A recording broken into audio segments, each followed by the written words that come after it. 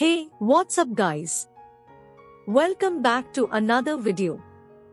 Today we are going to be talking about one of the biggest names online, FaZe Clan, and also early YouTube creators.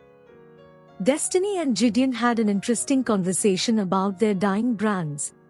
Do you remember, is this before your time or am I making this up? Wasn't there a time when there were like YouTube stars that were like getting movie deals for like exclusive for YouTube movies? Did Jake Paul and Logan Paul do this? Am I making this up? Logan Paul made one movie. I think it was called The Thinning.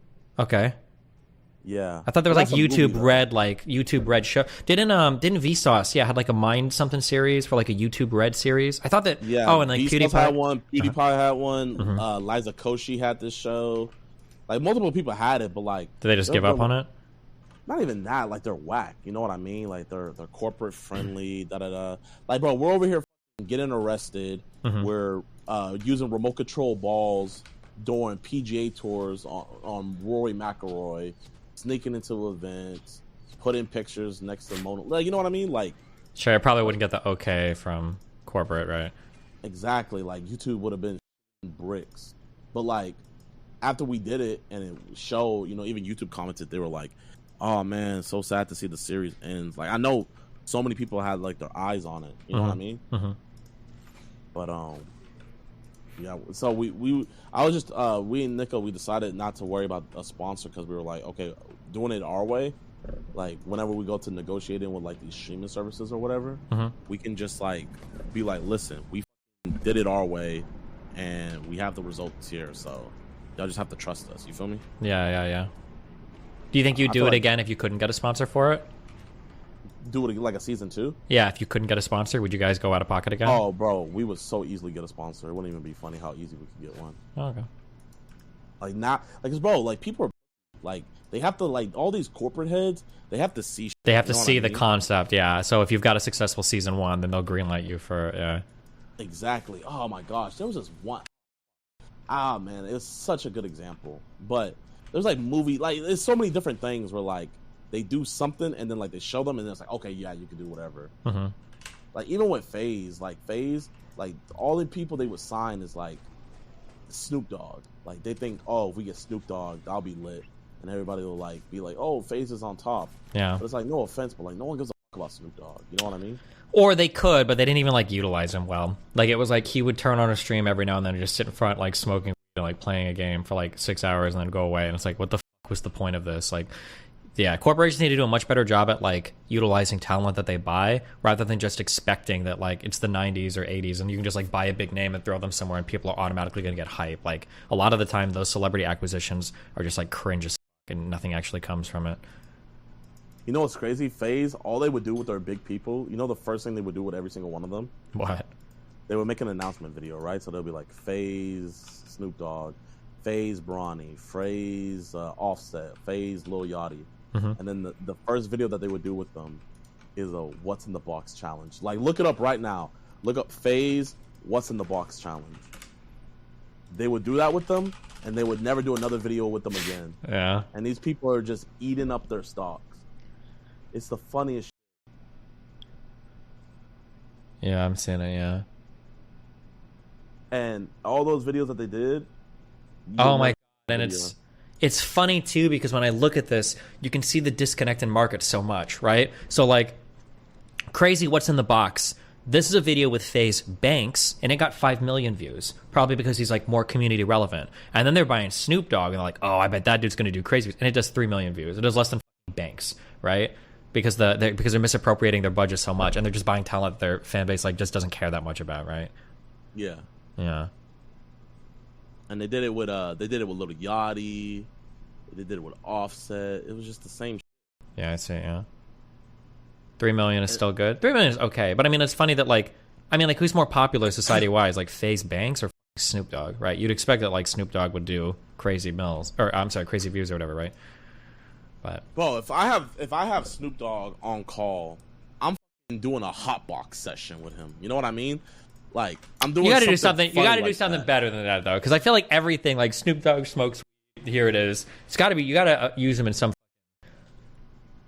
You know what I would want to see actually? If you did a thing with Snoop Dogg, you know what would be the funniest thing in the world is if you said, we're going to see if you can survive with 1 week, okay? 1 week in a house or something. You got to bring the best you've got. You bring Snoop Dogg to the house, you get him everything he needs, and then you take the from him, and you see what he's like after 1 week with no drugs on a day-to-day basis. And if he can go without like losing his shit on somebody, he gets like some prize at the end or something. That would be interesting. I feel like so many things I've seen with Snoop Dogg is like, here's Snoop Dogg, he's got crazy, he smokes us out, and then it's like, okay, whatever. I want to see Snoop Dogg with no for 1 week. Yeah, what? I would do one of those Jubilee videos, right, where I get 6 people, with one of those guesters, and so it'll be me, Snoop Dogg, and like another host, right? Yeah. And we have to guess the high person. So we have to guess who's high out of all the people, and it's like that's what his expertise. It's like, yo, Snoop, man, who's high? And it's like, like, you know, like one of those Jubilee ones, because then like those things, it gets everybody involved. They're gonna be like, ooh, his eyes are red, but he's acting goofy, or da da da da da. Like, bro, you know what I want to do so bad, and like everybody's like, they're so about it. I've given this idea to so many people. Yeah. They don't want to do it. Tell me what you think about this. Telling you, yeah. Guess the minor. Doesn't Aiden Ross play that game on a stream every night? In the grandiloquent amphitheater of digital content creation, the phenomenon of YouTube luminaries transitioning into the cinematic cosmos has become a trend of broadening proportions. Destiny and Jidion, two sagacious commentators in this digital agora, have embarked on a disquisition of this trend, casting their critical gaze upon the likes of Logan Paul, Vsauce, and Leija Koshi. Their argument, a veritable cornucopia of insights, posits that these ventures often culminate in a cataclysmic failure to meet audience expectations, a result of the ill-conceived transmogrification of the creator's original essence. Logan Paul, a YouTube personality of gargantuan popularity, ventured into the cinematic sphere with a movie that, according to Destiny and Jidion, was a cataclysmic failure. The duo opines that the film was a victim of a misaligned conversion, a tragic metamorphosis that saw the original charm of Paul's content lost in translation. The movie, they argue, was a testament to the perils of transposing a creator's unique idiosyncrasies into a medium that demands a different form of storytelling. Vsauce's Mind series, another exemplar of this trend, was also subjected to Destiny and Jidion's critical scrutiny. The series, they argue, was a victim of the same malady that afflicted Paul's movie.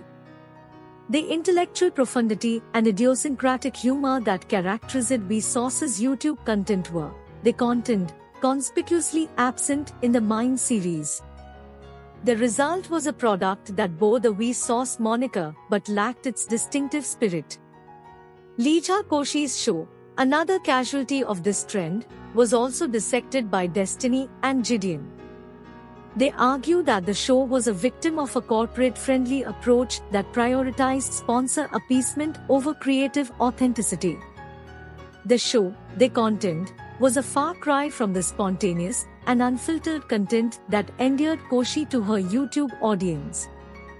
The result was a product that was more a corporate puppet than a reflection of Koshi's creative genius.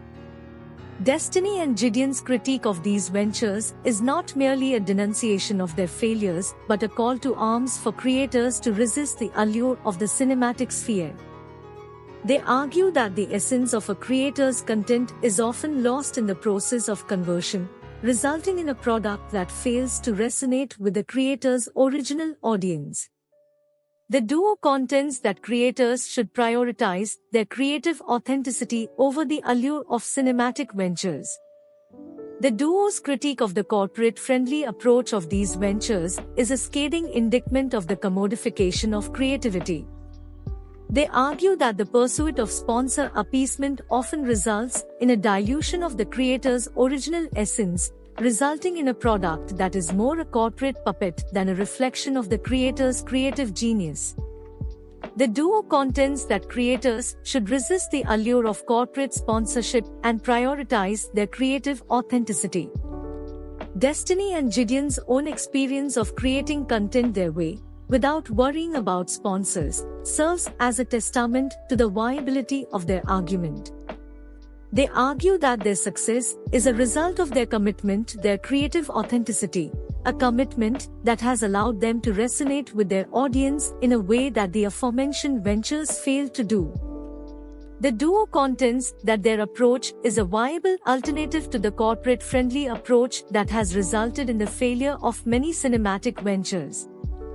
The duo's critique of the corporate misappropriation of budgets is a scathing indictment of the corporate modus operandi. They argue that corporations often squander their budgets on talent acquisition without a cogent plan for their effective utilization.